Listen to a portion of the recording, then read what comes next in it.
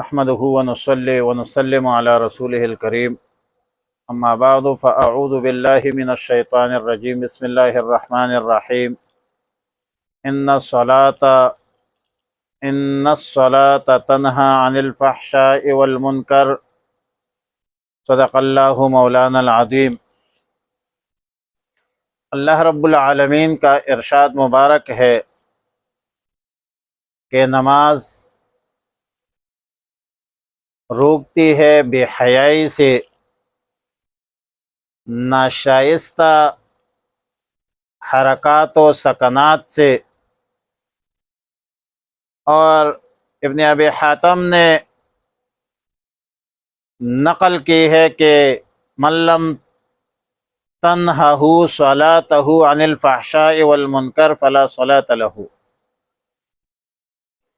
رسول اللہ صلی اللہ علیہ وسلم کا ارشاد مبارک ہے کہ جس شخص کی نماز ایسی نہ ہو کہ اس کو بے حیائی سے، ناشائستہ حرکات سے نہ روکے تو وہ نماز نہیں ہے۔ نماز تو ہے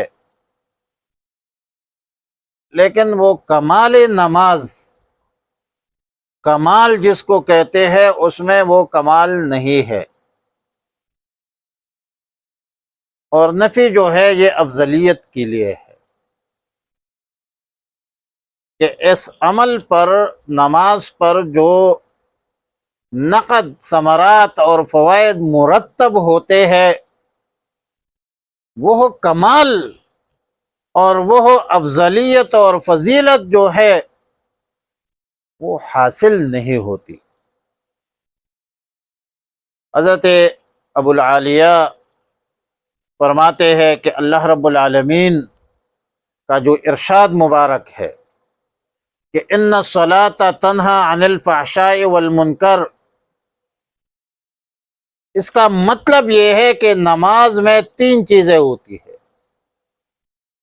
نمبر ایک، اخلاص، جو تمام عبادات میں لازم ہے، انما الاعمال بالنیات وانما لکل امرئ ما نوی۔ نمبر دو، اللہ کا خوف۔ نمبر تین، ذکر۔ جس نماز میں یہ چیزیں نہیں ہوتی وہ نماز نہیں ہے۔ نماز تو ہے لیکن ایک دفعہ پھر کہتا ہوں کہ وہ کمال نماز نہیں ہے۔ فرض تو پوری ہو جاتی ہے لیکن نماز پر جو فوائد و ثمرات مرتب ہوتے ہیں وہ نہیں ہے۔ وجہ یہ ہے کہ اخلاص ہمیشہ نیک کاموں کا حکم کرتا ہے۔ مخلصین لہ الدین وما امروا الا لیعبدوا اللہ مخلصین لہ الدین۔ اخلاص اور اخلاص نیت جو ہے یہ نیک کاموں کا حکم کرتا ہے، برے کاموں کا حکم نہیں کرتا۔ اللہ کا خوف بری باتوں سے انسان کو روکتا ہے۔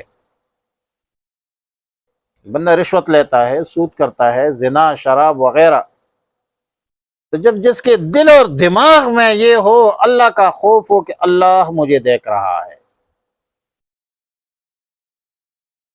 فرشتے میرے یہ اس عمل کو لکھ رہے ہیں، میرا گناہ لکھا جا رہا ہے، تو یکدم چھوڑ دیتا ہے۔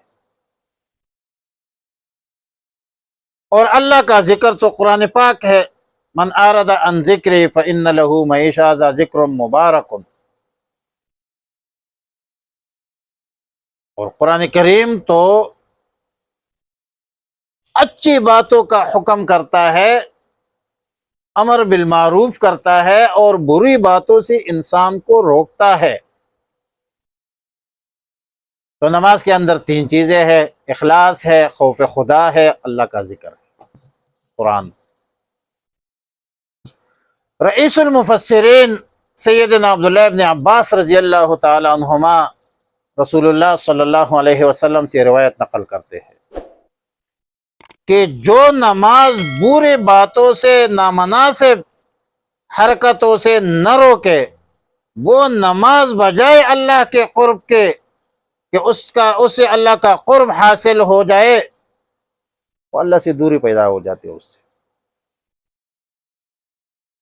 اور میں ایک دفعہ پھر کہتا ہوں کہ یہ ہم تو کہتے ہیں ہم نماز پڑھتے ہیں، لوگ نماز پڑھتے ہیں، بے حیائی سے نہیں روکتے، ناشائستہ حرکات سے نہیں روکتے، منکرات سے نہیں روکتے، تو بھائی نماز بھی نماز ہونا چاہیے نا، نماز بھی نماز ہونا چاہیے، نماز بھی خشوع خضوع کے ساتھ پڑھنا چاہیے۔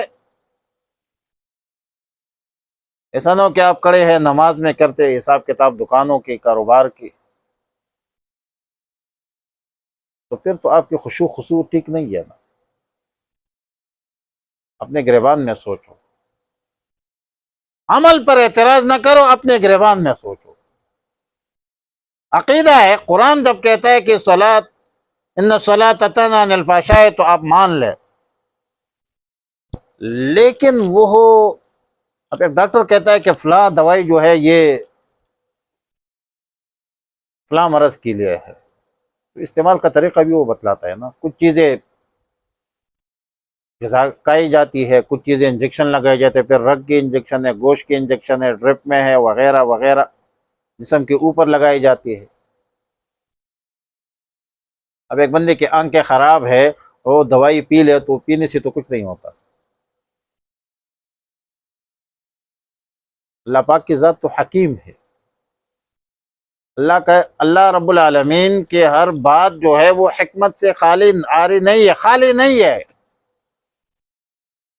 اور اللہ تعالیٰ علیم بھی ہے، خبیر بھی ہے، حکیم بھی ہے۔ تو نماز بے حیائی سے روکتا ہے، لیکن نماز بھی نماز ہونا۔ اور اسی لیے حضرت حسن بھی رسول اللہ صلی اللہ علیہ وسلم سے روایت نقل کرتے کہ جس شخص کی نماز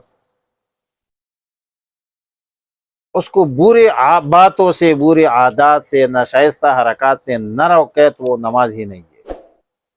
لیکن نماز تو ہے، فرض تو ساقط ہے، پڑھنا تو چاہیے، لیکن اس میں آپ ذرا خوبصورتی پیدا کرے، اخلاص پیدا کرے، خشوع پیدا کرے، خضوع پیدا کرے، پھر آپ دیکھ لیں کہ منکرات سے روکتے ہیں یا نہیں روکتے۔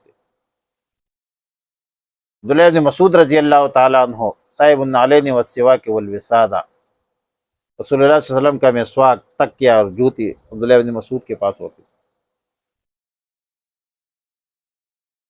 فرماتے ہیں کہ جو نماز کی اطاعت نہ کرے اس کی نماز ہی کیا،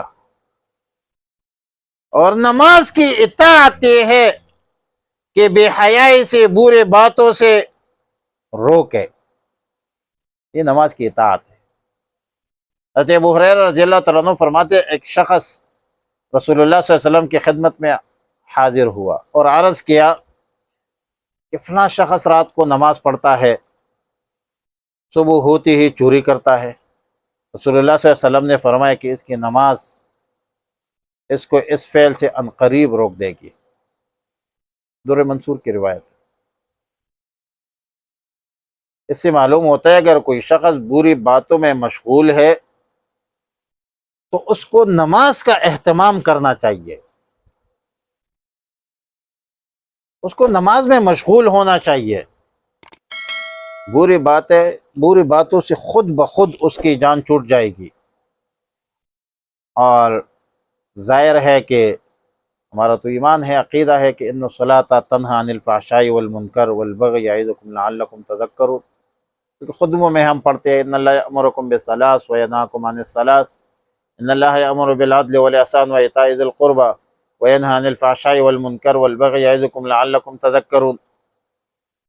اللہ کی قربت حاصل کرے، اپنے اندر اخلاص پیدا کرے، اپنے اندر خوف خدا پیدا کرے، قرآن کے قریب ہو جائے، یقیناً بری باتوں سے، ناشائستہ حرکات و سکنات سے آپ محفوظ اور مامون ہو جائیں گے۔ اللہ سے دعا ہے کہ ہمیں نیک اعمال کی توفیق عطا فرمائے، رزق حلال نصیب فرمائے، حرام لقمہ سے ہمیں محفوظ فرما دے۔